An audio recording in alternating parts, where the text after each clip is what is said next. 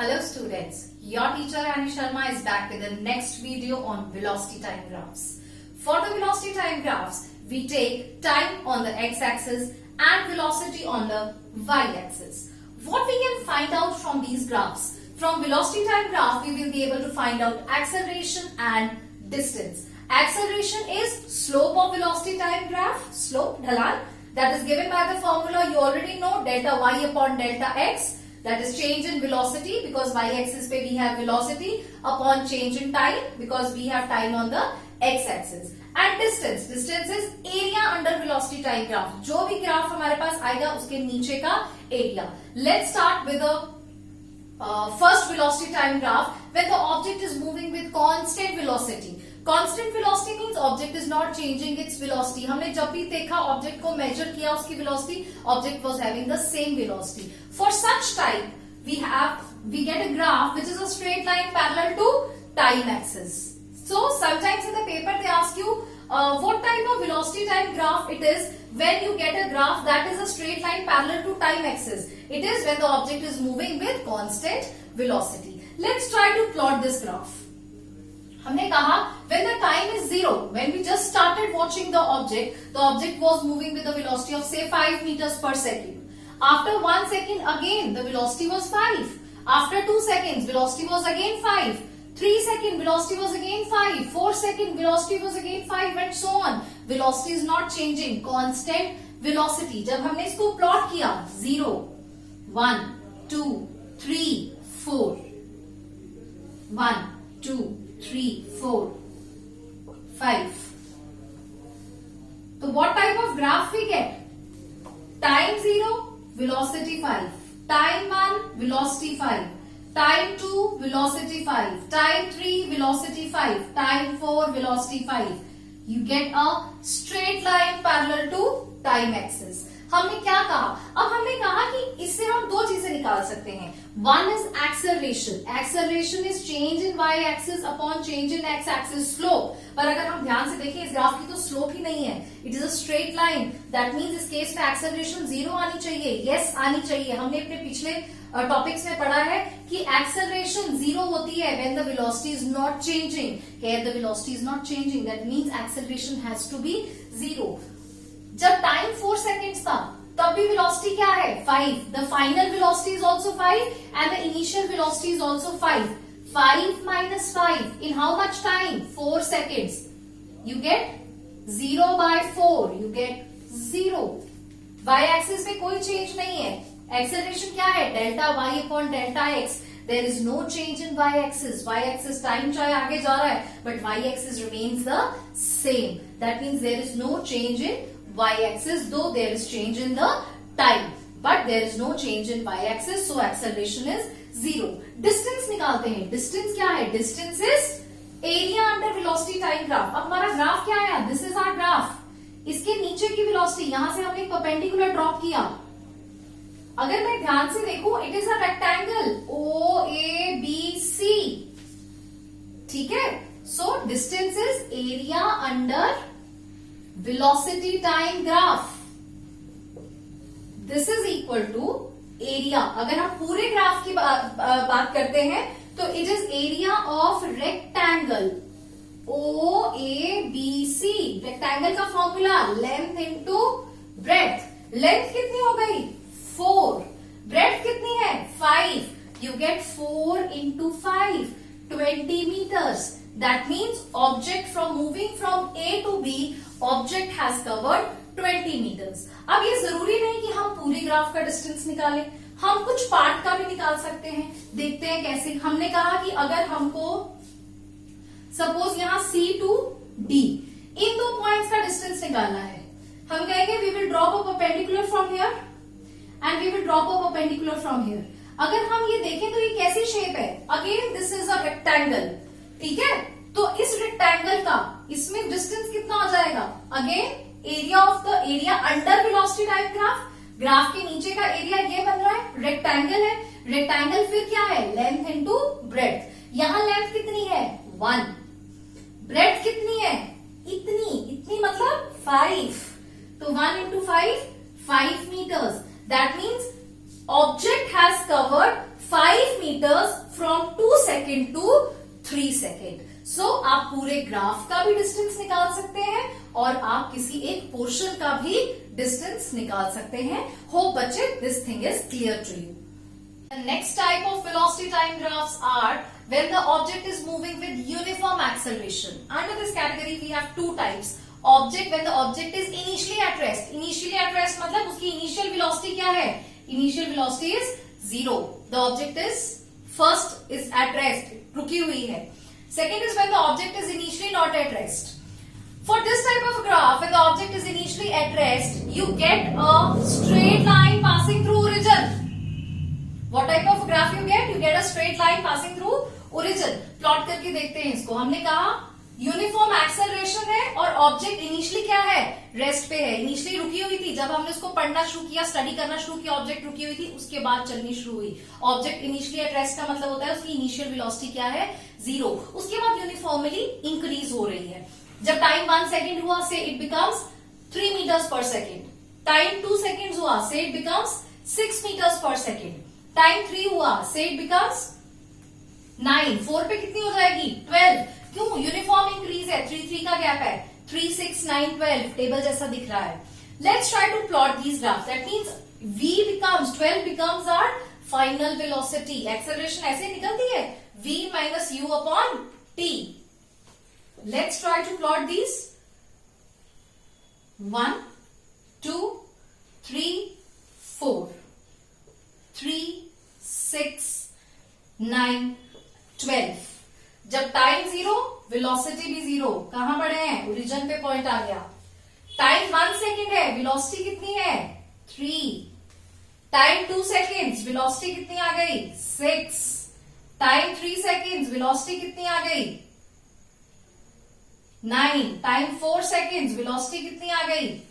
12.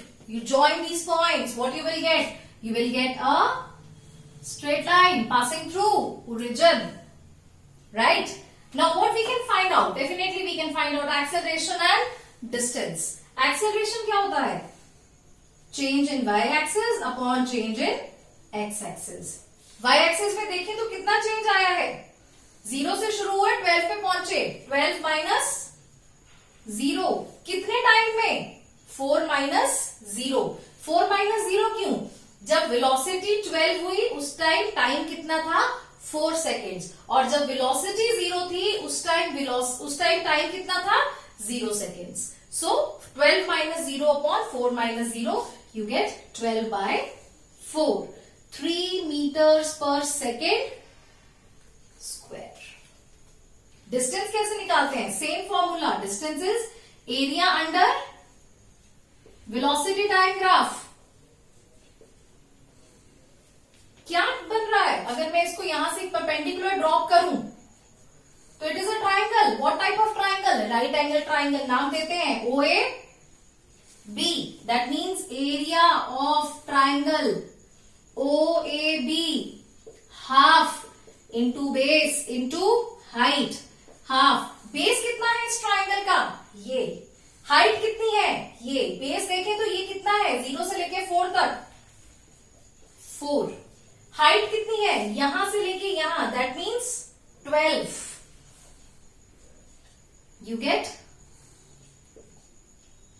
24 meters. That means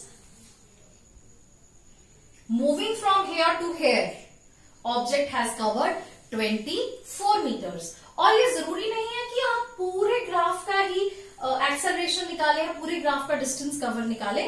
हम इसके कुछ पोर्शन का भी निकाल सकते हैं. कैसे? देखते हैं. सपोज आप मुझे कहते हो मैम ये वाला पॉइंट जो है C और ये पॉइंट है D. आप हमको बताइए कि इतने पोर्शन में एक्सेलरेशन कितनी है. ठीक है? एक्सेलरेशन इस पोर्शन में कितनी हो जाएगी? चेंज C से D तक जाने में चेंज कितना आया वाई एक्सिस में? 9 माइनस 6. कितने टाइम में? D पे टाइम कितना था? 3. C पे टाइम कितना है? 2. 3 minus 2, you get 3 by 1. Again acceleration is 3 meter per second square. Acceleration same क्यों आ रही है? हमने कहा यूनिफॉर्म एक्सेलरेशन है, सेम एक्सेलरेशन है, आंसर हमेशा सेम आएगा. डिस्टेंस देखते हैं. C से D तक जाने में डिस्टेंस कितना है? अब अगर C से D देखना है, इसका मतलब मुझे C से D के नीचे का एरिया चाहिए। C से D के नीचे का एरिया क्या बन रहा है? It is trapezium, area of trapezium. C D, इसको भी नाम दे देते हैं point E and F। Trapezium CD EF। Trapezium का अगर हम आप लोगों ने मैथ्स में पढ़ रखा है, ट्रेपीजियम का फॉर्मूला होता है half sum of parallel sides into height, right? Half का हाफ। पैरेलल साइड्स पहले ढूंढनी पड़ेंगी। पैरेलल साइड्स कौन सी हैं? ये है पैरेलल साइड्स। यहां पे परपेंडिकुलर बन रहा है दोनों पे, that's why these are parallel sides. और ये हाइट है। इसकी हाइट कितनी हो गई? 6। इसकी हाइट कितनी हो गई? 9। तो सम ऑफ पैरेलल साइड्स कितना हो जाएगा? 6 प्लस 9। हाइट कितनी है? 3 minus 2 1। Half into 15 into 1 you get 7.5 meters. So you can find out the distance covered in the whole graph or for a part of graph. Similarly, we will draw the graph when the object is initially not at rest. अब हमने इसमें क्या कहा? जब हमने object को पढ़ना शुरू किया, at that time object is initially not at rest. इसका मतलब हमको ये ग्राफ कैसे दिखेगा? होगी तो स्लैंट लाइन, बट ओरिजिन से शुरू नहीं होगी। Let's try to plot it. When the time is 0, say velocity is 3 meters per second. 1 हुआ तो velocity 6 हो गई, 9 हो गई, 12 हो गई, 15 हो गई। हम इसको प्लॉट करते हैं। 0 ओरिजिन, 1 2 3 4 3 6 9 12 15। जब टाइम 0 है उस टाइम वेलोसिटी कितनी है? 3 है। ओरिजिन से तो हम शुरू ही नहीं हुए। टाइम 1 सेकेंड, वेलोसिटी कितनी है? 6। ये आ गया पॉइंट हमारा। टाइम 2, वेलोसिटी कितनी हो गई? 9। You get your point here. Time 3 second, velocity 12। Time 4 seconds, velocity 15. If you try to join them again, you get a straight line, sloping line. Similarly, we will find out acceleration and distance. Acceleration फिर क्या होती है? Delta y upon delta x, change in y axis upon change in x axis. Y axis में क्या change आया? हम कहते हैं अगर नहीं समझ आता तो यहाँ ये देखो, ये हमारी फाइनल वेलोसिटी, ये हमारी इनिशियल वेलोसिटी 15 यहां से शुरू हुए और यहां के वेलोसिटी खत्म की 15 माइनस 3 कितने टाइम में? 4 माइनस 0 में। You get 12 by 4. Again you get 3 meters per second square. Acceleration फिर सेम आई। डिस्टेंस कितना कवर किया? Distance is area under velocity time graph. अब अगर ये ग्राफ देखें तो अगर यहां से आई ड्रॉप अ परपेंडिकुलर तो क्या बन रहा है? ये तो एक ट्रेपीजियम है। Trapezium O A B C, that is area of trapezium O A B C, half sum of parallel sides into height. Half parallel sides कौन सी हुई? ये और this one and this one. This is 3. This is 15. So you get 3 plus 15. Clear हुआ? ये 3 है इतनी और इसकी हाइट कितनी है? यहां तक, यहां से लेकर यहां तक, तो ये टोटल कितना हो गया? 15। कितने टाइम में? 4 सेकेंड्स में। हाइट कितनी है हमारे पास? 4। 15 plus 3 18। You get half into 18 into 4 36 meters. So you, for this graph also you can find it for the whole graph or you can find it for the part of the graph. I hope this graph is clear to you and we will move to the next graph now. Next type of velocity time graphs are when the object is having uniform retardation. Retardation मतलब speed कम हो रही है। कैसे कम हो रही है? Uniformly कम हो रही है। इस तरह का ग्राफ अगर हम देखेंगे, you will get a straight line coming downwards, right? तो let's try to plot this graph. जब टाइम 0 seconds है उस टाइम हम कहते हैं let the velocities 20 meters per second. जब टाइम 1 second हुआ तो वेलोसिटी कितनी हो गई? 15. टाइम 2 सेकेंड्स हुआ तो वेलोसिटी कितनी हो गई, यूनिफॉर्मली डिक्रीज होनी है, 5 का गैप है। 10 3 सेकेंड्स हुए तो 5 रह गई, 4 सेकेंड्स हुए तो वेलोसिटी फाइनली क्या बन गई, 0 बन गई। अब इसी चीज को हम ग्राफ पे प्लॉट करके देखते हैं, तो देखते हैं कैसा ग्राफ आता है। Time 0, 1 second, 2 second, 3 second, 4 second, इधर से 5, 10, 15, 20। सो जब टाइम कितना है, 0 है, वेलोसिटी कितनी है, 20, that means your initial velocity is 20। जब टाइम 1 सेकेंड हुआ, वेलोसिटी कम हो गई पर यूनिफॉर्मली है, आपका टाइम 1 सेकेंड, वेलोसिटी कितनी हो गई, 15। टाइम 2 सेकेंड हुआ, वेलोसिटी कितनी हो गई, 10। टाइम 3 सेकेंड हुआ, वेलोसिटी कितनी हो गई, 5। टाइम 4 सेकेंड हुआ, वेलोसिटी कितनी हो गई, 0। अगर आप इन पॉइंट्स को, if you join these points, you will see that you get a straight line sloping downwards, right? From this graph we can find out acceleration, we can find out distance. Acceleration निकालने का तरीका वही, delta y upon delta x। अगर आप इसमें देखिए, confuse नहीं होना, this is our final velocity v। हम हमेशा फाइनल माइनस क्या करते हैं, इनिशियल करते हैं एक्सेलरेशन के लिए। एक्सेलरेशन का फॉर्मूला हम लोगों ने पढ़ा हुआ है, a is equal to v minus u upon t।